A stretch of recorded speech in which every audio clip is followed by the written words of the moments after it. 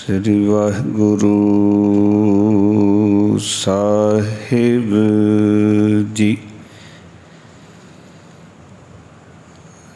जो हमरी विद होती मेरे सतगुरा, साबिध तुम हर जानो आपे। हम रुलते फिरते कोई बात न पूछता,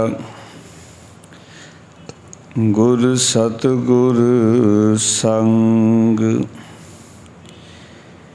कीरे हम थापे।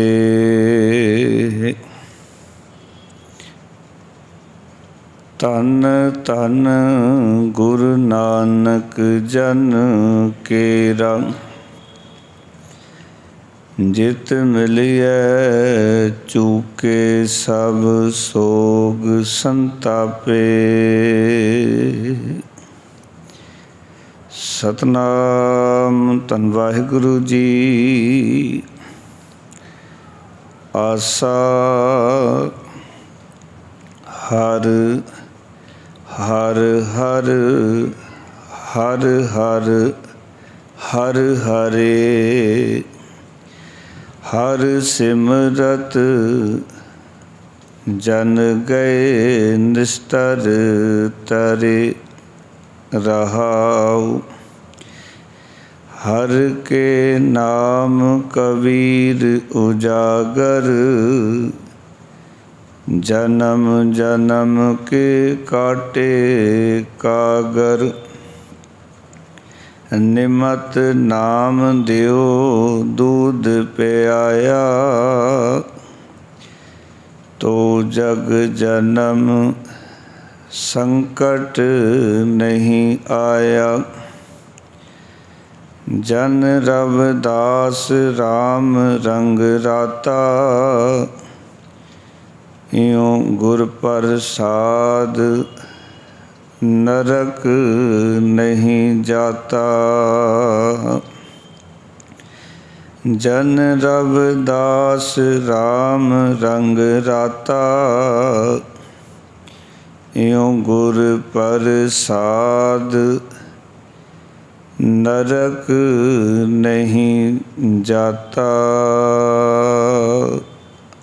वाहिगुरु जी का खालसा, वाहिगुरु जी की फतेह। पावन पवित्र साहिबान दी हजूरी विच सवाईमान होए बैठे सतसंगी जनों, गुरु महाराज ने अपार कृपा की। गुरु गोद गुरु चरणां दा निग मानण दा सुभाग समा प्राप्त होया। गुरु महाराज जी की अपार कृपा सदका भगतां दी बाणी नूं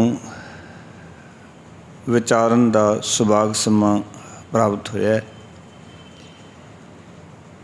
भगतां दी जिन्नी भी बाणी है, विद्वान सज्जन इस बाणी नूं बड़ी कीमती बाणी दे नाम नाल याद करते हैं, सानू समझाते हैं। क्योंकि भगतां ने उस माहौल दे विच भगती की है जदों उन्होंने ऐसा कुछ करन दा अधिकार नहीं है। आओ कि समाज दे बनाए हुए उन्हां रूलां दा टाकरा करके अते सच नूं प्राप्त करना, ये अपने आप दे विच बड़ा औखा हुंदा है। पर भगतां ने इस तरह का जीवन अपना घड़िया कि समाज वास्ते ਉਹ ਪ੍ਰੇਰਨਾ ਸਰੋਤ ਬਣ ਗਏ। ਅੱਜ ਉਹਨਾਂ ਦੀ ਬਾਣੀ ਦੇ ਆਸਰੇ ਕਿਤਨੇ ਲੋਕ ਸਮਾਂ ਸਿਰ ਆਪਣੇ ਜੀਵਨ ਵਿੱਚੋਂ ਆਪਣੇ ਦੁੱਖਾਂ ਨੂੰ, ਆਪਣੀਆਂ ਚਿੰਤਾਵਾਂ ਨੂੰ, ਆਪਣੇ ਜੀਵਨ ਦੇ ਜਦੋਂ ਕਿ ਉਹ ਨਿਢਾਲ ਹੁੰਦੇ ਹਨ ਅਤੇ ਇਸ ਬਾਣੀ ਦਾ ਆਸਰਾ ਲੈ ਕੇ ਉਹ ਚੜ੍ਹਦੀ ਕਲਾ ਪ੍ਰਾਪਤ ਕਰਦੇ ਹਨ। ਐਸਾ ਇਹ ਰੱਬੀ ਗਿਆਨ ਦਾ ਸੋਮਾ ਹੈ ਗੁਰੂ ਸਾਹਿਬ ਜੀ ਦੀ ਅੰਮ੍ਰਿਤ ਬਾਣੀ। ਅੱਜ ਦਾ ਇਹ ਪਾਵਨ ਸ਼ਬਦ ਆਸਾ ਰਾਗ ਦਾ 5ਵਾਂ ਸ਼ਬਦ ਹੈ। ਭਗਤ ਰਵਿਦਾਸ ਜੀ ਦਾ ਉਚਾਰਨ ਕੀਤਾ ਹੋਇਆ। ਪਾਵਨ ਅੰਕ 487 ਦੇ ਉੱਤੇ ਇਹ ਦਰਗਾਹੀ ਇਲਾਹੀ ਬੋਲ ਦਰਜ ਹਨ। ਆਓ ਇਸ ਸ਼ਬਦ ਦੀ ਜੋ ਵਿਚਾਰ ਹੈ ਉਸ ਨਾਲ ਜੁੜਨ ਤੋਂ ਪਹਿਲਾਂ ਇਕਾਗਰਤਾ ਬਖਸ਼ੋ। ਗੁਰੂ ਸਾਹਿਬ ਦੇ ਚਰਨਾਂ ਝੁਕਾਓ ਸੀਸ ਪ੍ਰੇਮ ਨਾਲ। ਗੁਰ ਮੰਤਰ ਦੀ ਸਾਂਝ ਕਰੋ। ਆਖੋ ਜੀ ਸਤਿਨਾਮ ਸ੍ਰੀ ਵਾਹਿਗੁਰੂ। ਫਿਰ ਕਰੋ ਕਿਰਪਾ। ਸਤਿਨਾਮ ਸ੍ਰੀ ਵਾਹਿਗੁਰੂ।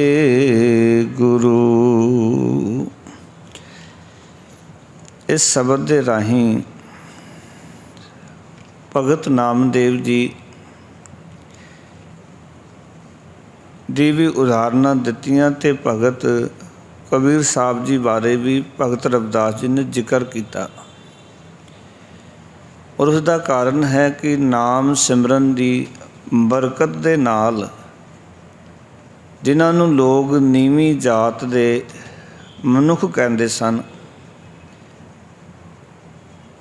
ਨਾਲੇ ਤਾਂ ਉਹਨਾਂ ਦਾ ਜੀਵਨ ਉੱਤਮ ਬਣ ਗਿਆ, ਮਹਾਨ ਬਣ ਗਿਆ, ਅਤੇ ਨਾਲ ਹੀ ਇਸ ਸੰਸਾਰ ਸਮੁੰਦਰ ਵਿੱਚੋਂ ਬਾਕੀ ਲੋਕਾਂ ਦੀ ਤਰ੍ਹਾਂ ਉਹ ਨਹੀਂ ਡੁੱਬੇ। ਕਿਉਂਕਿ ਸੰਸਾਰ ਇੱਥੇ ਡੁੱਬ ਰਿਹਾ ਹੈ।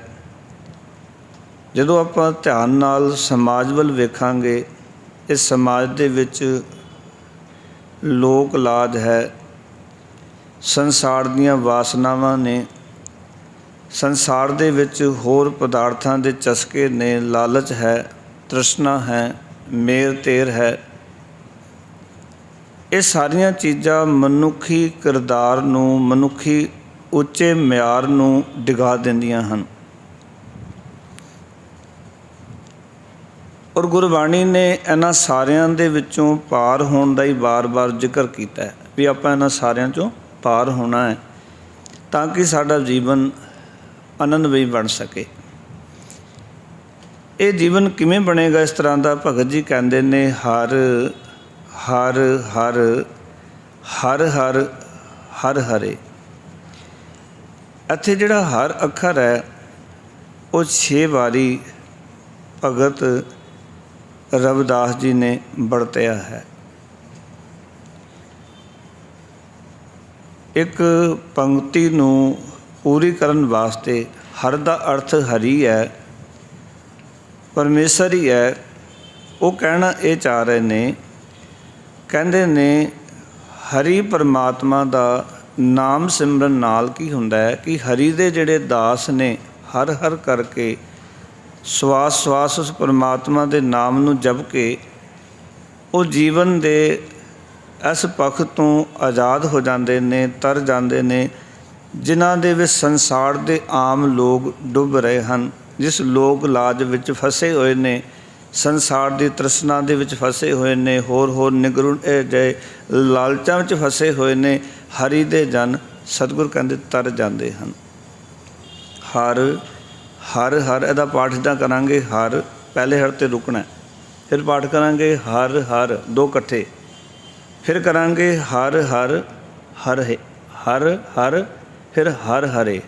ਇਸ ਤਰ੍ਹਾਂ ਪਾਠ ਹੋਏਗਾ। ਜਦੋਂ ਵੀ ਕੋਈ ਲਫ਼ਜ਼ 3-4 ਵਾਰੀ ਆਉਣ ਤਾਂ ਉਸ ਦਾ ਖਾਸ ਖਿਆਲ ਰੱਖਣਾ ਕਿ ਪਾਠ ਕਰਨ ਲੱਗਿਆਂ ਸਾਰਿਆਂ ਦਾ ਇਕੱਠਾ ਪਾਠ ਨਹੀਂ ਕਰਨਾ, ਵਿਸਰਾਮ ਦੇ ਕੇ ਪਾਠ ਕਰਨਾ, ਤਾਂ ਕਿ उसदे अर्ध विश्राम ते पूर्ण विश्राम की समझ आ सके। और जिस तरह उन्होंने इन्हां लफज़ां नूं इत्थे वरतिया उसदी एक तरतीब दे विच आपां बयान कर सके उसनूं, ताकि सुनन वाले नूं आनंद की प्राप्ति होवे, पढ़न वाले नूं उसदे अर्थ समझ आण। हर हर का अर्थ है बार बार मुड़ मुड़ के लफज वरता जा रहा है। इसका अर्थ है कि श्वास श्वास हरि परमात्मा नूं सिमरना। हरे का अर्थ होंदा है मुड़ मुड़, श्वास श्वास हर नाम सिमरदे आ, हरे हरे करदे आ, हरी हरी करदे आ, वाहिगुरू वाहिगुरू करदे आ, नाम जपदे आ। पाओ कि जो बार बार अखर आ रहे हैं, इसका अर्थ है कि मुड़ मुड़ बार बार असी रोज़ वही जपजी साहब बार बार पढ़ते हाँ, वही सुखमनी साहब बार बार पढ़ते हाँ, रहरास साहब का पाठ वही मुड़ मुड़ के करते हाँ। और जे आप ध्यान नाल करांगे तो पता चलता है कि कल ये गल मेरे दिल दिमाग विच आई नहीं सी, जिहड़ी गल अज आई है। पाठ होई है, बाणी होई है, पर जिमें जिमें साडा ध्यान जुड़ता है बार बार करन दे नाल साडे अंदर उस बाणी दी विचारधारा जिहड़ी है वो परपक हुंदी है। कोई कर्म कांड नहीं है बार बार मुड़ मुड़ के करना, कोई विखावा नहीं है, सगों किसी चीज़ नूं रिपीट करन दे नाल बार बार करन दे नाल वो चीज़ साडी पकड़ विच आउंदी है। मैं बेनती करां, अजे भी इतने सालों तो जितनी जिसकी उम्र है वो जपजी साहब पढ़ रहा है, तो जरूरी नहीं कि मूल मंत्र भी उसकी पकड़ विच आ गया होवे। भावें रोज़ जपदा है, पहली पौड़ी भी पकड़ विच आ गई होवे, बार बार जप के भी गल पकड़ विच नहीं आई, गल जिहड़ी वो जीवन च टिकी नहीं है। इस करके गुरबाणी विच बार बार प्रभु दे सिमरन की गल आखी गई भी बार बार जपेगा, उसनूं याद करेगा तो हो सकता है कि तेरे अनुभव विच वो हरि आ सके, जो तेरे अनुभव विच नहीं है, तेरी सुरत विच नहीं है, तेरे ख्यालों विच नहीं है। ऐसे भगत रविदास जी कह रहे हैं, कहते हर हर हर हर हर हर हरे हर सिमरत जन गए निस्तर तरे। कहते ने श्वास श्वास हरि नाम सिमरन नाल हरि दे जेड़े दास ने जन ने वो संसार समुंदर तो पूਰਨ तोड़ तो पार लंघ जाते हैं। आओ कि हर पक्ष तो जो पूਰਨ तोड़ तो अर्थ आ गया, इसका अर्थ है हर पक्ष तो। जो आप जीवन दे देखांगे चार पक्ष ने, एक साडा परिवारक जीवन है, समाजिक जीवन है, धार्मिक जीवन है, राजनीतिक जीवन है। सिख ने हर पक्ष तो अपने जीवन नूं इन्हां सारियां चीज़ां तो पार करना है। सिख नूं समाज विच भी रहना आना चाहिए, परिवार दे विच भी रहना आना चाहिए, धर्म की दुनिया दे विच भी धर्म कमाण दी नूं जाच आनी चाहिए है, राजनीतिक तौर तो भी सिख नूं समझ होनी चाहिए है कि राजनीति है की। सिख जिहड़ा वो बहुपक्षी है, इस करके अपने जीवन नूं आपां इन्हां सारियां चीज़ां तो पूਰਨ तौर तो अपने आप नूं पार करना, इन्हां चीज़ां 'च आपां डुबना नहीं है। और कई बारी दास बेनती करदा है, ये सारियां ही चीज़ां साडी सुरत नूं निरंकार तक पहुँचाउण वास्ते असल दे विच एक पुल दा काम करदियां। धर्म भी पुल दा काम करदा है, जिहड़ा धर्म है ना वो पुल दा काम करदा है। जिवें नदी जिहड़ी है उहदे उत्ते बणिया होया पुल उस नदी दे पानी विचों पार करन वास्ते बणिया, उत्थे टिकण वास्ते नहीं है। कोई बंदा जिस पुल ते खड़ के देखी जाए और पुल नूं ही समझ लवे शायद यही नदी पार करनी है, तो वो कभी भी नदी नूं पार नहीं कर सकेगा। धर्म का तो काम ही ये सी कि साडी सुरत नूं उस निरंकार दे घर तक लै जाना जिस निरंकार नालों साडी सुरत टुटी हुई है, साडा निस्तारा करना। ਪਰਿਵਾਰ ਵੀ ਸਾਡੇ ਵਾਸਤੇ ਇੱਕ ਸਹਾਰਾ ਸੀ। ਤੁਸੀਂ ਵੇਖੋ ਕਿ ਪਰਿਵਾਰ ਦੇ ਵਿੱਚ ਰਹਿ ਕੇ ਅਸੀਂ ਆਪਣੀ ਸੁਰਤ ਨੂੰ ਅਗਾਂਹ ਲੈ ਜਾ ਸਕਦੇ ਹਾਂ, ਪਰ ਬਹੁਤੇ ਲੋਕਾਂ ਨੇ ਇਸ ਪਰਿਵਾਰ ਦੇ ਵਿੱਚ ਹੀ ਆਪਣੇ ਆਪ ਨੂੰ ਗਲਤਾਨ ਕਰ ਲਿਆ। ਪਰਿਵਾਰ ਸਹਾਰਾ ਹੈ, ਬੱਚੇ ਨੇ, ਪਰਿਵਾਰ ਹੈ, ਪਤਨੀ ਹੈ, ਇਹ ਸਾਰਾ ਇੱਕ ਤਰ੍ਹਾਂ ਤੋਂ ਇਕੱਠ ਵਿੱਚ ਰਹਿ ਕੇ ਅਸੀਂ ਅੱਗੇ ਜਾਣਾ ਸੀ। ਇਹ ਸਾਰੀਆਂ ਚੀਜ਼ਾਂ ਨਾ ਜੋ ਸਮਾਜ ਸਿਰਜਿਆ ਗਿਆ ਸਾਡੇ ਵਾਸਤੇ, ਇਹ ਸਾਰੀਆਂ ਚੀਜ਼ਾਂ ਸਮਾਂ ਸਮਾਂ ਅਨੁਸਾਰ ਮਨੁੱਖ ਨੂੰ ਚੰਗੇਰਾ ਬਣਾਉਣ ਵਾਸਤੇ ਹੀ ਸਾਰੀਆਂ ਚੀਜ਼ਾਂ ਨੂੰ ਮਨੁੱਖੀ ਜੀਵਨ ਵਿੱਚ ਪੈਦਾ ਕੀਤਾ ਗਿਆ ਕਿ ਇੱਕ ਮਨੁੱਖ ਇਕੱਲਾ ਰਹਿ ਕੇ ਉਤਨਾ ਚੰਗਾ ਨਹੀਂ ਹੋ ਸਕਦਾ ਜਦੋਂ ਇੱਕ ਪਰਿਵਾਰ ਦੇ ਵਿੱਚ ਰਹਿ ਕੇ ਮਨੁੱਖ ਚੰਗਾ ਜੀਵਨ ਜੀ ਸਕਦਾ ਹੈ। ਇਸ ਕਰਕੇ ਇਕੱਲੇ ਮਨੁੱਖ ਨੂੰ ਕੀ ਕਹਿੰਦੇ ਨੇ ਵੀ ਇਕੱਲਾ ਮਨੁੱਖ ਦਾ ਦਿਮਾਗ ਸ਼ੈਤਾਨ ਦਾ ਘਰ ਹੁੰਦਾ ਹੈ, ਉਹ ਸ਼ੈਤਾਨੀਆਂ ਕਰਨ ਲੱਗ ਪੈਂਦਾ ਹੈ, ਵਿਕਾਰ ਪੈਦਾ ਹੁੰਦੇ ਨੇ। ਇਸ ਕਰਕੇ ਪਰਿਵਾਰ ਵੀ ਇੱਕ ਸਹਾਰਾ ਸੀ, ਸਮਾਜ ਵੀ ਇੱਕ ਆਸਰਾ ਸੀ, ਧਰਮ ਵੀ ਇੱਕ ਆਸਰਾ ਸੀ ਅਤੇ ਰਾਜਨੀਤੀ ਵੀ ਇੱਕ ਆਸਰਾ ਸੀ ਆਪਣੀ ਸੁਰਤ ਨੂੰ ਅਗਾਂਹ ਲਿਜਾਣ ਵਾਸਤੇ। ਕਿਉਂਕਿ ਕਈ ਮਸਲੇ ਜਿਹੜੇ ਨੇ ਉਹ ਤੁਹਾਡੇ ਹੱਥ ਵਿੱਚ ਤਾਕਤ ਹੋਏਗੀ ਤਾਂ ਹੀ ਹੱਲ ਹੋਣੇ ਨੇ ਜੀਵਨ 'ਚ। ਤੁਹਾਡੇ ਕੋਲ ਸ਼ਕਤੀ ਨਹੀਂ ਹੈ, ਤੁਹਾਡੇ ਕੋਲ ਪਾਵਰ ਨਹੀਂ ਹੈ, ਅਤੇ ਰਾਜਨੀਤੀ ਪਾਵਰ ਦਾ ਨਾਮ ਹੈ ਦੁਨਿਆਵੀ ਤੌਰ ਤੋਂ। ਜਿਵੇਂ ਹਰਗੋਬਿੰਦ ਪਾਤਸ਼ਾਹ ਕੋਲ ਮੀਰੀ ਪੀਰੀ ਸੀ। ਹੁਣ ਭਗਤ ਜੀ ਕਹਿੰਦੇ ਨੇ ਵੀ ਜਿਹੜੇ ਮੁੜ ਮੁੜ ਕੇ ਹਰੀ ਪਰਮਾਤਮਾ ਦਾ ਨਾਮ ਸਿਮਰਨ ਕਰਦੇ ਨੇ ਉਹ ਹਰੀ ਦੇ ਦਾਸ ਨੇ, ਅਤੇ ਉਹ ਜਿਹੜੇ ਦਾਸ ਨੇ, ਸੇਵਕ ਨੇ, ਉਹ ਸੰਸਾਰ ਸਮੁੰਦਰ ਤੋਂ ਪੂਰਨ ਤੌਰ ਤੋਂ ਪਾਰ ਲੰਘ ਜਾਂਦੇ ਨੇ। ਹਰ ਸਿਮਰਤ ਜਨ ਗਏ ਨਿਸਤਰ ਤਰੇ। ਹਰੀ ਨੂੰ ਸਿਮਰ ਕੇ ਹਰੀ ਦੇ ਦਾਸ ਜਿਹੜੇ ਨੇ ਸੰਸਾਰ ਸਮੁੰਦਰ ਤੋਂ ਪਾਰ ਲੰਘ ਜਾਂਦੇ ਹਨ, ਤਰ ਜਾਂਦੇ ਹਨ। ਉਹ ਨਾਮ ਕਿਸ ਤਰ੍ਹਾਂ ਪਾਰ ਕਰਦਾ ਹੈ, ਉਸ ਨਾਮ ਦੀ ਖੂਬੀ ਕੀ ਹੈ? ਭਗਤ ਰਵਿਦਾਸ ਜੀ ਨੇ ਜ਼ਿਕਰ ਕੀਤਾ, ਹਰ ਕੇ ਨਾਮ ਕਬੀਰ ਉਜਾਗਰ। ਆਖਣ ਲੱਗੇ ਹਰੀ ਨਾਮ ਸਿਮਰਨ ਦੀ ਬਰਕਤ ਦੇ ਨਾਲ ਕਬੀਰ ਜੀ ਕਹਿੰਦੇ ਨੇ ਜਗਤ ਦੇ ਅੰਦਰ ਮਸ਼ਹੂਰ ਹੋ ਗਏ, ਉਜਾਗਰ ਹੋ ਗਏ, ਪ੍ਰਗਟ ਹੋ ਗਏ। ਜਿਹਨੂੰ ਤੁਸੀਂ ਸੁਖਮਨੀ ਸਾਜ ਪੜ੍ਹਦੇ ਹੋ ਨਾ, ਹਰ ਸਿਮਰਨ ਕਰ ਭਗਤ ਪ੍ਰਗਟਾਏ। ਸਿਮਰਨ ਇਸ ਕਰਕੇ ਕਰਨਾ ਹੈ ਕਿ ਅਸੀਂ ਭਗਤ ਬਣ ਸਕੀਏ। ਸਿਮਰਨ ਕਰਕੇ ਕੋਈ ਭਗਤ ਪ੍ਰਗਟ ਹੋ ਸਕਦਾ, ਸਿਮਰਨ ਤੋਂ ਬਿਨਾਂ ਕੋਈ ਭਗਤ ਬਣ ਹੀ ਨਹੀਂ ਸਕਦਾ। ਰੱਬ ਨੂੰ ਯਾਦ ਕੀਤੇ ਬਿਨਾਂ। ਔਰ ਇੱਕ ਪਾਸਾ ਉਹ ਸੀ ਭਗਤ ਜੀ ਦਾ, ਉਹਨਾਂ ਦੇ ਪਰਿਵਾਰ ਦਾ। ਜੇ ਆਪਾਂ ਵੇਖੀਏ, ਨੀਰੂ ਅਤੇ ਨੀਵਾਂ ਨਾਮ ਦੇ ਜੁਲਾਹਿਆਂ ਦੇ ਘਰ ਦੇ ਵਿੱਚ ਜਨਮ ਲੈ ਕੇ ਉਹਨਾਂ ਨੇ ਜਦੋਂ ਉਹ ਪਾਲਣ ਪੋਸ਼ਣ ਕਰ ਰਹੇ ਨੇ ਤਾਂ ਉਹਨਾਂ ਦੀ ਐਸੀ ਦੁਰਗਤੀ ਕਿ ਸਮਾਜ ਦੇ ਵਿੱਚ ਉਹਨਾਂ ਨੂੰ ਨਾਮ ਜਪਣ ਦਾ ਅਧਿਕਾਰ ਨਹੀਂ ਹੈ। ਇਸ ਕਰਕੇ ਗੁਰਬਾਣੀ ਦੇਖੋ ਕਹਿੰਦੀ ਹੈ ਕਿ ਜਿਸ ਨੀਚ ਕੋ ਕੋਈ ਨਾ ਜਾਣੈ, ਨਾਮ ਜਪਤ ਉਹ ਚੌਕੁੰਟ ਮਾਨੈ। ਐਡਾ ਤਾਂ ਨਾਮ ਦੇ ਵਿੱਚ ਬੜੀ ਤਾਕਤ ਹੈ। ਨਾਮ ਦੇ ਵਿੱਚ ਐਡੀ ਤਾਕਤ ਹੈ ਕਿ ਜਿਸ ਨੂੰ ਕੋਈ ਜਾਣਦਾ ਨਹੀਂ, ਪਹਿਚਾਣਦਾ ਨਹੀਂ। ਕਈ ਵਾਰੀ ਮੈਂ ਬੇਨਤੀ ਕਰਦਾ ਵੀ ਇੱਕ ਬੰਦਾ ਇੱਕ ਮੁਹੱਲੇ ਵਿੱਚ ਜਨਮ ਲੈਂਦਾ ਹੈ, ਇੱਕ ਦਿਨ ਸੰਸਾਰ ਤੋਂ ਚਲਾ ਜਾਂਦਾ, ਦੂਜੇ ਮੁਹੱਲੇ ਦੇ ਲੋਕ ਨਹੀਂ ਜਾਣਦੇ ਵੀ ਆਇਆ ਸੀ, ਚਲਾ ਗਿਆ। ਪਰ ਜੇ ਆਪਾਂ ਵੇਖੀਏ ਕਿ ਸਾਹਿਬਜ਼ਾਦੇ ਸੰਸਾਰ ਵਿੱਚ ਆਏ 7 ਅਤੇ 9 ਸਾਲਾਂ ਦੀ ਉਮਰ ਜੀਵੀ, ਪਰ ਅੱਜ ਸਾਰੀ ਦੁਨੀਆ ਉਹਨਾਂ ਨੂੰ ਜਾਣਦੀ ਹੈ।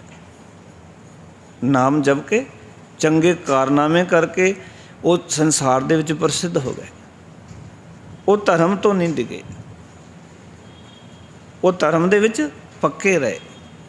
ਅੱਜ ਸਾਰੀ ਦੁਨੀਆ ਉੱਥੇ ਜਾ ਕੇ ਮੱਥੇ ਟੇਕਦੀ ਹੈ, ਨਕਮਸਤਕ ਹੁੰਦੀ ਹੈ ਔਰ ਕਾਮਨਾ ਕਰਦੀ ਹੈ ਕਿ ਸੱਚੇ ਪਾਤਸ਼ਾਹ ਸਾਡਾ ਵੀ ਜੀਵਨ ਇਸ ਤਰ੍ਹਾਂ ਦਾ ਬਣ ਜਾਏ, ਜਿਸ ਤਰ੍ਹਾਂ ਦਾ ਜੀਵਨ ਉਹਨਾਂ ਨੇ ਜੀਵਿਆ ਹੈ। ਭਾਵੇਂ ਉਮਰ 7 ਅਤੇ 9 ਸਾਲ ਹੈ, ਇੱਕ ਬੰਦਾ 70 ਸਾਲ 90 ਸਾਲ ਸੰਸਾਰ 'ਚ ਜਿੰਦਾ ਹੈ ਪਰ ਉਸ ਨੂੰ ਕੋਈ ਜਾਣਦਾ ਨਹੀਂ, ਉਹ ਮਸ਼ਹੂਰ ਨਹੀਂ ਹੁੰਦਾ। ਕਿਉਂ? ਕਿਉਂਕਿ ਉਹ ਸੰਸਾਰ ਦੇ ਵਿੱਚ ਫਸਿਆ ਹੋਇਆ ਆਪਣਾ ਜੀਵਨ ਜੀ ਕੇ ਸੰਸਾਰ ਤੋਂ ਚਲਾ ਜਾਂਦਾ। ਕੋਈ ਉਚੇਜ ਕੰਮ ਸੰਸਾਰ ਵਿੱਚ ਆ ਕੇ ਨਹੀਂ ਕਰਦਾ ਜੋ ਸਾਨੂੰ ਸਾਰਿਆਂ ਨੂੰ ਕਰਨਾ ਚਾਹੀਦਾ। ਖੈਰ ਸੰਸਾਰ ਵਿੱਚ ਵੀ ਮਸ਼ਹੂਰ ਨਾ ਹੋਵੇ ਬੰਦਾ, ਪਰ ਨਿਰੰਕਾਰ ਦੀ ਦਰਗਾਹ ਦੇ ਵਿੱਚ ਤਾਂ ਉਹ ਪ੍ਰਵਾਨ ਹੋ ਸਕੇ, ਐਸੇ ਤਾਂ ਕੰਮ ਕਰੀਏ ਨਾ।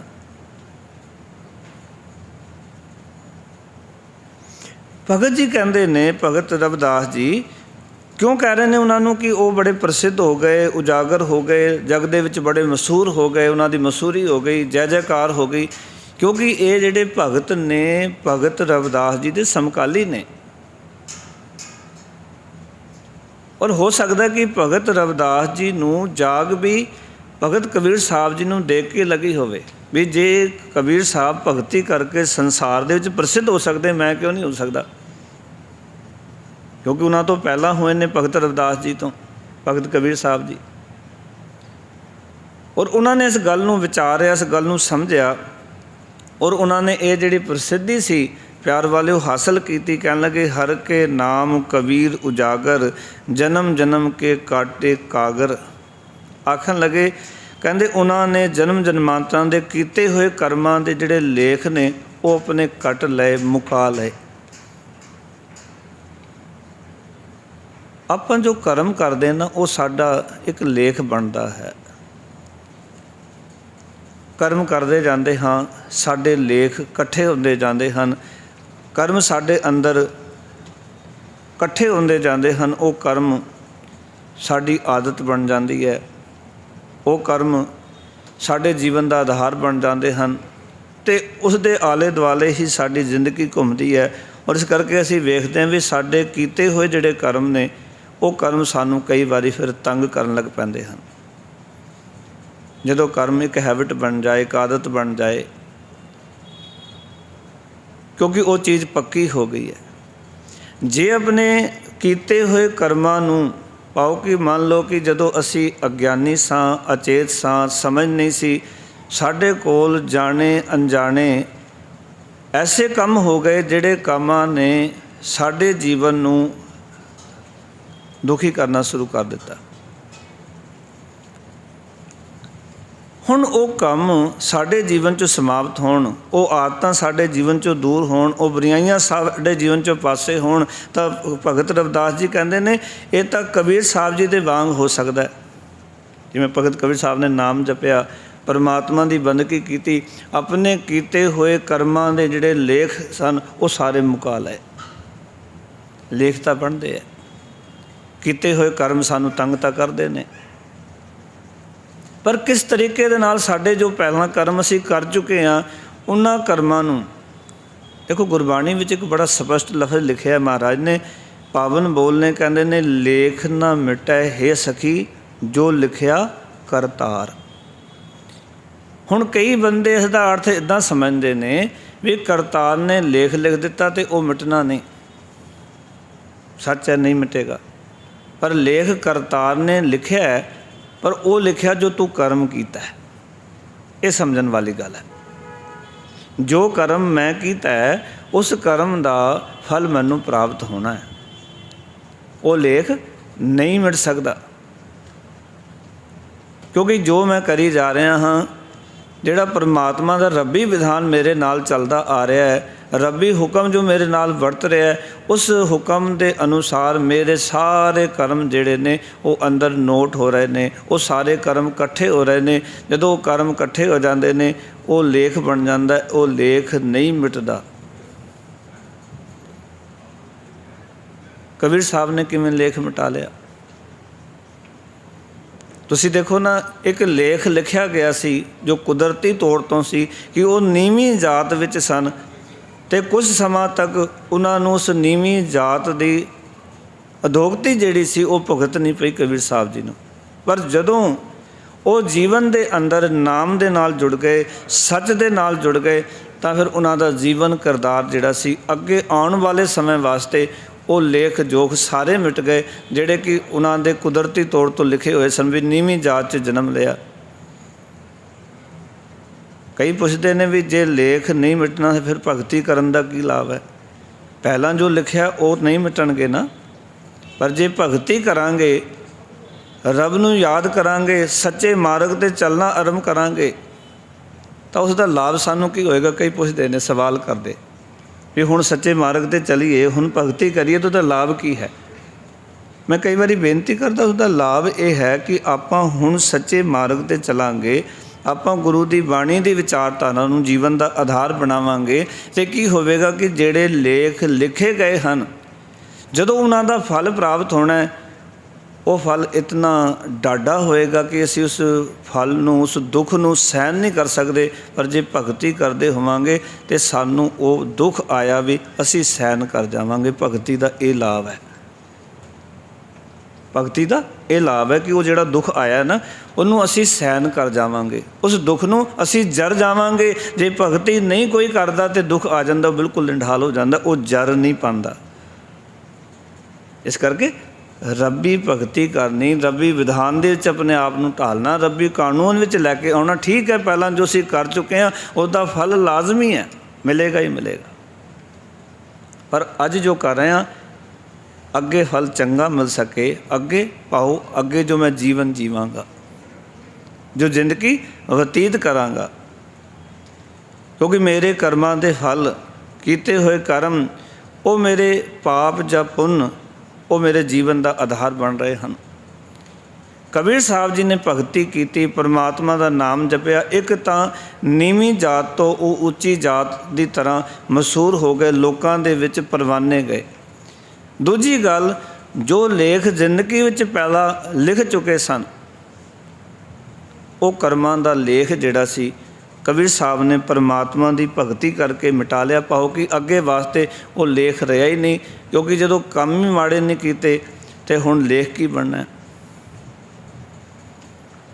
ਲੇਖ ਤਾਂ ਉਦੋਂ ਬਣੇਗਾ ਨਾ ਜਦੋਂ ਅਸੀਂ ਮੰਨ ਲਓ ਵੀ ਕਿਸੇ ਕੋਲੋਂ ਕੋਈ ਸਮਾਨ ਲੈ ਕੇ ਆਏ, ਕਰਿਆਨੇ ਵਾਲੇ ਤੋਂ ਸਮਾਨ ਲਿਆਉਂਦਾ, ਮੈਂ ਕਈ ਵਾਰੀ ਉਦਾਹਰਨ ਦਿੰਦਾ, ਅਤੇ ਉਹ ਲੇਖਾ ਬਣ ਗਿਆ ਸਾਡਾ ਜੇ ਅਸੀਂ ਉਹਦੇ ਬਦਲੇ 'ਚ ਕੁਛ ਨਹੀਂ ਦਿੱਤਾ। ਜੇ ਬਦਲੇ ਵਿੱਚ ਨਾਲੋਂ ਨਾਲ ਦੇ ਕੇ ਆ ਗਏ ਨੇ ਅਤੇ ਉੱਥੇ ਹੀ ਸਾਡਾ ਲੇਖਾ ਜੋਖਾ ਸਮਾਪਤ ਹੋ ਗਿਆ। ਇਸ ਤਰ੍ਹਾਂ ਹੀ ਜੋ ਕਰਮ ਅਸੀਂ ਸੁਚੇਤ ਹੋ ਕੇ ਕਰ ਰਹੇ ਹਾਂ, ਸੁਚੇਤ ਕਰਮਾਂ ਦਾ ਲੇਖਾ ਜੋਖਾ ਨਾਲੋਂ ਨਾਲ ਸਮਾਪਤ ਹੈ। ਪਰ ਜਿਹੜੇ ਅਚੇਤ ਕਰ ਰਹੇ ਹਾਂ, ਮੰਨ ਲਓ ਕਿ ਸਮਾਨ ਲੈ ਕੇ ਆ ਗਏ, ਭੁੱਲ ਗਏ, ਯਾਦ ਨਹੀਂ, 6 ਮਹੀਨੇ ਬਾਅਦ ਅਗਲੇ ਨੇ ਯਾਦ ਦਿਵਾਇਆ, ਸਾਨੂੰ ਬੜਾ ਦੁੱਖ ਹੁੰਦਾ, ਕਿਉਂਕਿ ਅਸੀਂ ਭੁੱਲ ਚੁੱਕੇ ਹੁੰਦੇ ਹਾਂ ਉਸ ਚੀਜ਼ ਨੂੰ ਵੀ ਅਸੀਂ ਇਹ ਕੀਤਾ ਸੀ। ਇਸ ਕਰਕੇ ਭਗਤ ਜੀ ਕਹਿੰਦੇ ਨੇ ਕਿ ਉਹਨਾਂ ਨੇ ਇੱਕ ਤਾਂ ਆਪਣੇ ਜੀਵਨ ਨੂੰ ਨਾਮ ਜਪ ਕੇ ਸੰਸਾਰ ਦੇ ਅੰਦਰ ਮਸ਼ਹੂਰ ਕਰ ਲਿਆ, ਪਾਓ ਕਿ ਭਗਤ ਪ੍ਰਗਟ ਹੋ ਗਏ ਜਗਤ ਦੇ ਅੰਦਰ। ਦੂਜੀ ਗੱਲ, ਉਹਨਾਂ ਦੇ ਜਨਮਾਂ ਜਨਮਾਂ ਦੇ ਪਾਓ ਕਿ ਬਹੁਤ ਜ਼ਿਆਦਾ ਜਿਹੜੇ ਕਰਮ ਜੀਵਨ ਵਿੱਚ ਭਗਤੀ ਕਰਨ ਤੋਂ ਪਹਿਲਾਂ ਜੋ ਕਰਮ ਕੀਤੇ ਸਨ, ਜੋ ਜੀਵਨ ਨਾਲ ਉਹਨਾਂ ਨੇ ਵਰਤਿਆ ਸੀ, ਉਸ ਨੂੰ ਅਤੇ ਆਉਣ ਵਾਲੇ ਜੀਵਨ ਲਈ ਜਦੋਂ ਭਗਤੀ ਕੀਤੀ ਤਾਂ ਅਗਲੇ ਜਿਹੜੇ ਕਰਮ ਸਨ ਉਹ ਸਾਰੇ ਦੇ ਸਾਰੇ ਲੇਖ ਮਿਟ ਗਏ। ਸੁਚੇਤ ਹੋ ਕੇ ਕਰਮ ਕਰਾਂਗੇ ਤੇ ਕੋਈ ਲੇਖਾ ਨਹੀਂ ਜੀਵਨ 'ਚ, ਨਹੀਂ ਤਾਂ ਸੱਚ ਜਾਣਨਾ। ਕਬੀਰ ਸਾਹਿਬ ਕਹਿੰਦੇ, ਕਬੀਰ ਲੇਖਾ ਦੇਣਾ ਸਵੇਲਾ ਜੇ ਮਨ ਸੂਚੀ ਹੋਏ। ਲੇਖਾ ਦੇਣਾ ਸੌਖਾ ਜੇ ਮਨ ਵਿੱਚ ਲਿਸਟ ਹੋਵੇ, ਸੂਚੀ ਹੋਵੇ। ਕਿਉਂਕਿ ਉਸ ਸਾਚੇ ਦੀਵਾਨ ਮੈਂ ਪੱਲਾ ਨਾ ਪਕੜੇ ਕੋਈ। ਉਸ ਸੱਚੇ ਦੀਵਾਨ 'ਚ ਕਿਸ ਨੇ ਸਾਡਾ ਪੱਲਾ ਨਹੀਂ ਫੜਨਾ, ਸਾਡੀ ਬਾਂਹ ਨਹੀਂ ਫੜਨੀ, ਉਹ ਅਸੀਂ ਆਪ ਹੀ ਲੇਖਾ ਜੋਖਾ ਦੇਣਾ ਹੈ। ਪਰ ਜੇ ਸਾਡੇ ਕੋਲ ਕਰਮ ਅਸੀਂ ਸੁਚੇਤ ਹੋ ਕੇ ਕਰਾਂਗੇ, ਸਾਨੂੰ ਪਤਾ ਵੀ ਇਸ ਕਰਮ ਦਾ ਕੀ ਫਲ ਹੈ। ਜੇ ਗੁਰਬਾਣੀ ਨੂੰ ਵਿਚਾਰਾਂਗੇ, ਗੁਰਬਾਣੀ ਨੂੰ ਪੜ੍ਹਾਂਗੇ ਤਾਂ ਸਾਨੂੰ ਪਤਾ ਹੁੰਦਾ ਹੈ ਵੀ ਇਹ ਜਿਹੜਾ ਕਰਮ ਕਰ ਰਹੇ ਇਸ ਦਾ ਫਲ ਸਾਨੂੰ ਕੀ ਪ੍ਰਾਪਤ ਹੋਣਾ। ਮਾੜੇ ਕੰਮ ਕਰਾਂਗੇ, ਇੱਕ ਤਾਂ ਡਰ ਦਾ ਜਨਮ ਹੋਏਗਾ, ਇੱਕ ਦੁੱਖ ਰੂਪੀ ਲੇਖਾ ਬਣੇਗਾ। ਇਸ ਕਰਕੇ ਮਹਾਰਾਜ ਕਹਿੰਦੇ ਨੇ, ਸੋ ਡਰੈ ਜੇ ਪਾਪ ਕਮਾਉਂਦਾ ਧਰਮੀ ਵਿਕਸੇਤ। ਉਹ ਡਰਦਾ ਜਿਹੜਾ ਪਾਪ ਕਰਦਾ ਹੈ, ਜਿਹੜਾ ਧਰਮ ਕਰਦਾ ਹੈ, ਉਹ ਪ੍ਰਸੰਨ ਹੁੰਦਾ। ਜੇ ਪ੍ਰਸੰਨ ਰਹਿਣਾ ਤਾਂ ਜੀਵਨ 'ਚ ਯਤਨ ਕਰੋ ਕਿ ਧਰਮੀ ਬਣੀਏ। ਜੇ ਖੁਸ਼ ਰਹਿਣਾ ਚਾਹੁੰਦੇ ਹੋ ਨਾ, ਆਨੰਦਿਤ ਰਹਿਣਾ ਚਾਹੁੰਦੇ ਹੋ, ਜੇ ਚਾਹੁੰਦੇ ਸਾਨੂੰ ਕਦੀ ਵੀ ਕੋਈ ਚਿੰਤਾ, ਕੋਈ ਝੋਰਾ, ਕੋਈ ਦੁੱਖ ਨਾ ਹੋਵੇ, ਤਾਂ ਉਸ ਵਾਸਤੇ ਜ਼ਰੂਰੀ ਹੈ ਕਿ ਆਪਣੇ ਜੀਵਨ ਵਿੱਚ ਉਹ ਕੰਮ ਕਰੀਏ ਜਿਹੜਾ ਕੰਮ ਕਰਕੇ ਪ੍ਰਸੰਨਤਾ ਮਿਲਦੀ ਹੈ। ਪਾਪ ਕਰਾਂਗੇ ਤਾਂ ਪੱਕੀ ਗੱਲ ਹੈ ਡਰ ਪੈਦਾ ਹੋਏਗਾ। ਪੁੰਨ ਕਰਾਂਗੇ, ਧਰਮ ਕਰਾਂਗੇ ਤੇ ਡਰ ਤੋਂ ਬਚ ਜਾਵਾਂਗੇ। ਇਸ ਕਰਕੇ ਕਬੀਰ ਸਾਹਿਬ ਨੇ ਆਪਣੇ ਜੀਵਨ ਦੇ ਉਹ ਸਾਰੇ ਦੇ ਸਾਰੇ ਜਿਹੜੇ ਕਸ਼ਟ ਸਨ ਉਹ ਦੂਰ ਕਰ ਲਏ। ਪਾਓ ਕਿ ਕਰਮਾਂ ਦੇ ਲੇਖੇ ਮੁਕਾ ਲਏ। ਉਹਨਾਂ ਨੇ ਤੇ ਲਾਸਟ ਕਹਿ ਵੀ ਦਿੱਤਾ ਸੀ ਕਿ ਬਾਹੁਰ ਹਮ ਕਾਹੇ ਆਵੇਂਗੇ, ਆਵਨ ਜਾਨਾ ਹੁਕਮ ਤਸੈ ਕਾ, ਹੁਕਮੈ ਬੁਝ ਸਮਾਵੇਂਗੇ। ਹੁਣ ਅਸੀਂ ਆਉਣਾ ਨਹੀਂ, ਕਿਉਂਕਿ ਆਉਣਾ ਜਾਣਾ ਤਾਂ ਉਸ ਪਰਮਾਤਮਾ ਦਾ ਹੁਕਮ ਹੈ। ਅਸੀਂ ਉਸ ਹੁਕਮ ਨੂੰ ਸਮਝ ਲਿਆ ਅਤੇ ਹੁਣ ਤਾਂ ਅਸੀਂ ਆਉਣਾ ਹੀ ਨਹੀਂ ਮੁੜ ਕੇ, ਕਿਉਂਕਿ ਉਸਦੇ ਹੁਕਮ ਦੇ ਅਨੁਸਾਰ ਆਪਣੇ ਆਪ ਨੂੰ ਢਾਲ ਲਿਆ ਸੀ। ਨਾ ਢਾਲਦੇ ਤੇ ਆਉਣਾ ਜਾਣਾ ਸੀ, ਪਰ ਉਹਨੇ ਹੁਕਮ ਦੇ ਅੰਦਰ ਅਸੀਂ ਸਮਾ ਗਏ ਹਾਂ, ਉਸਦੀ ਰਜ਼ਾ ਵਿੱਚ ਆਪਣੇ ਆਪ ਨੂੰ ਢਾਲ ਲਿਆ, ਫਿਰ ਤਾਂ ਮੁੜ ਕੇ ਆਉਣਾ ਕੋਈ ਨਹੀਂ। ਫਿਰ ਇਹ ਝੰਜਟ ਹੀ ਜੀਵਨ 'ਚ ਖਤਮ ਹੋ ਗਏ ਸਾਰੇ। ਫਿਰ ਕਹਿਣ ਲੱਗੇ ਅਗਲੇ ਬਚਨ ਭਗਤ ਰਵਿਦਾਸ ਜੀ, ਨਿਮਤ ਨਾਮ ਦੇਉ ਦੂਧ ਪਿਆਇਆ, तो जग जन्म संकट नहीं आया। दूजी उदाहरण दी भगत नामदेव जी की। भगत नामदेव जी जो कि रहने वाले महाराष्ट्र के सन, पर उन्हों का भी नाम ना उस वेले तक सारी दुनिया में पाओ कि दूर दुराडे तक उन्होंने जय जयकार हो चुकी सी। इस करके भगत रविदास जी, क्योंकि भगत नामदेव जी तो भी बाद होए ने, पहला ने भगत कबीर साहब जी, फिर ने भगत नामदेव जी, उस तो बाद भगत रविदास जी का जन्म होंदा। ये तीन भगत लड़ी विच जन्म होया इन्हां दा। 1398 का प्रकाश जन्म है भगत कबीर साहब जी का, 1398 का। 1450 के करीब भगत नामदेव जी का जन्म होंदा और लगभग 1495 के करीब भगत रविदास जी का जन्म होंदा। ये समकाली कवि कह सकते हैं आप। हाँ, 1470 के विच भगत रविदास जी का जन्म है। ये समकाली कवि ने। इस करके भगत नामदेव जी बारे ते भगत कबीर साहब जी बारे ये गल्लां कर रहे हैं, क्योंकि उन्होंने एक साखी सुनी सी कि भगत नामदेव जी ने कहते गोबिंद राय नूं एडा नाम सिमरिया दी भगती की। एक साखी उन्होंने परथाए सी, कहते ने भगत जी ने परमात्मा के अगे दुध रखा तो रब जी ने कहते वो दुध पी लिया। उस साखी नूं मुख रख के जो उन्होंने कन्नां तक गल पहुँची सी, कहन लगे निमत नाम देओ दूध पियाया।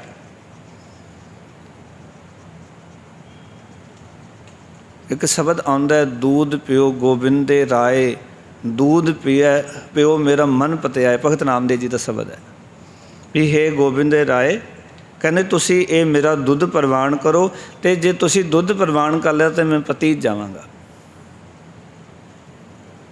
उस गल नूं मुख रखदिआं भगत रविदास जी ने अपनी बाणी विच जिक्र किया। कहन लगे, कहते हरि परमात्मा दे दास, परमात्मा का नाम सिमरन करके भगत नामदेव जी गोबिंद राय नूं दुध पियाया सी। ते नाम जपदे ही उन्होंने जगत के जन्मां दे कारण कहते जिहड़े संकट ने कष्ट ने अपने जीवन चों दूर कर लए। पाओ रब नाल जुड़ गए, परमेश्वर नाल जुड़ गए, रब नाल एडी अटैचमेंट हो गई कि रब ने कहते उन्होंने हर एक बेनती नूं प्रवान कर लिया। इस तरह अर्थ करांगे इसदे भी इन्ना प्यार पै गया नाम जप के रब नाल कि उन्होंने एक एक बेनती भगत नामदेव जी की प्रवान कर ली। भावें उन्होंने सिद्धांतिक पक्ष देखा तो यह है, जदों कि सुल्तान पूछे सुनवे नामा, उन्होंने सुल्तान बादशाह ने पूछा भी नामदेव सुन, कहते मरी तो गऊ जिवाए, ये मरी हुई गऊ जिंदी कर दे। तो भगत जी पता की कहते हैं, कहते हमरा किया कछू ना होए, कर है राम होए है सोए। सुल्तान बादशाह साडा कीता कुछ नहीं हुंदा, ये तो अकाल पुरख ही कर सकता है, मार भी सकता है, जिउंदा भी कर सकता है। साडे कोल वो ताकत नहीं है, ये तो वाहिगुरू जी के हत्थ जी ताकत है। इस करके उन्होंने अपनी बाणी के राही गल्लां स्पष्ट कीतियां भी साडा कीता कुछ नहीं हुंदा, जो परमात्मा करदा हुंदा तो वही है। हमरा किया कछू ना होए, कर है राम होए है सोए। जो रब ने करना है तो वही होना है।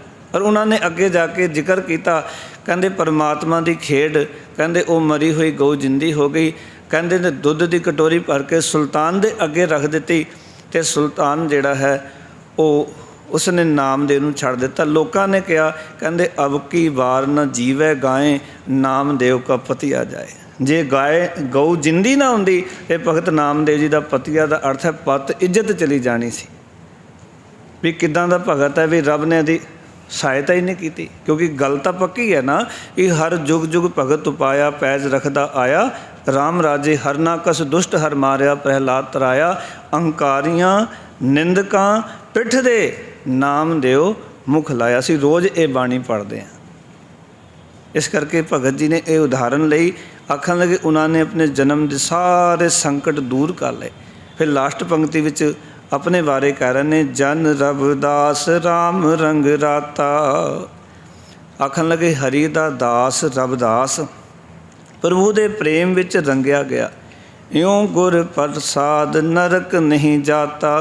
कहते इस रंग की बरकत के नाल सतगुर की मेहर सदका रविदास नरकां विच नहीं पाएगा।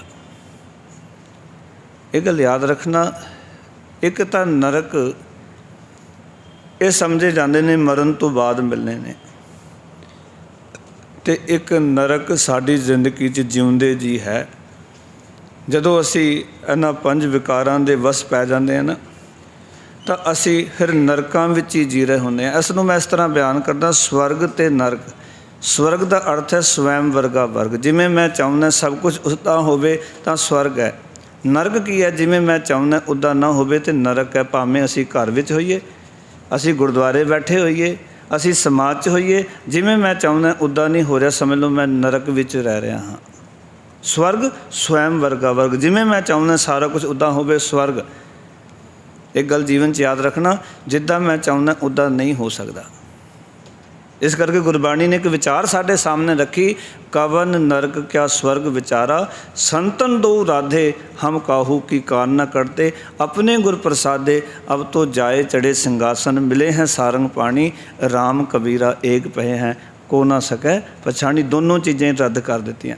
ना स्वर्ग की लालसा स्वर्ग वासना वासी है, डरिए ना नरक निवास होना है सो होए है, मने ना कीजे आस। जो होना है वो हो के ही रहना है, इस करके मन में आस नहीं करनी। भगत रविदास भी कहते ने, कहते मैं परमात्मा के नाम च रंगिया गया, उस नाम की बरकत के नाल सतगुर ने मेहर की, कहते मैं रविदास हुण नरकां विच नहीं पवांगा।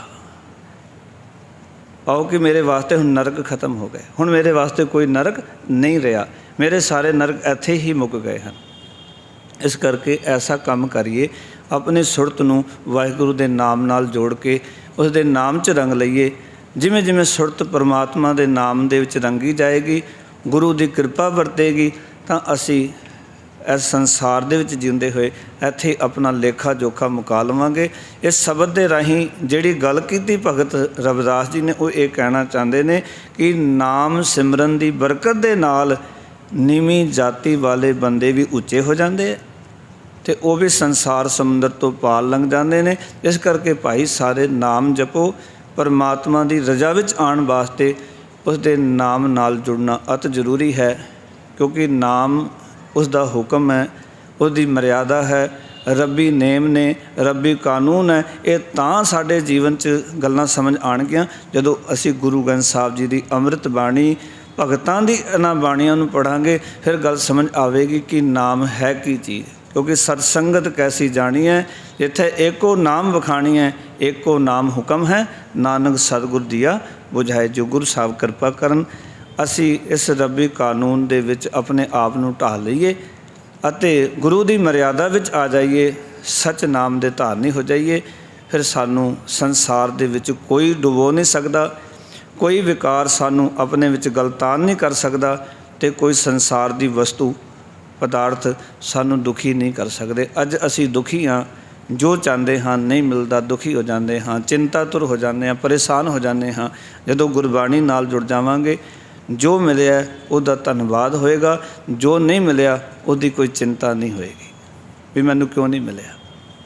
क्यों? क्योंकि गुरबाणी ने दस दिता जो मिलिया वो रब दी दात है, जो नहीं मिलिया वो भी तेरे भले वास्ते ही है। जे रब ने नहीं दिता ना तो उस भी कोई तेरा भला होना है। इस तरह गुरु ग्रंथ साहिब की विचार महाराज ने साढ़े समक्ष रखी है। इतने वचन प्रवान कर लेने जी। सारिਆਂ ਦਾ ਧੰਨਵਾਦ जी। आया नूं फतेह दी सान करो। आखो जी वाहिगुरू जी का खालसा वाहिगुरू जी की फतेह। राम कली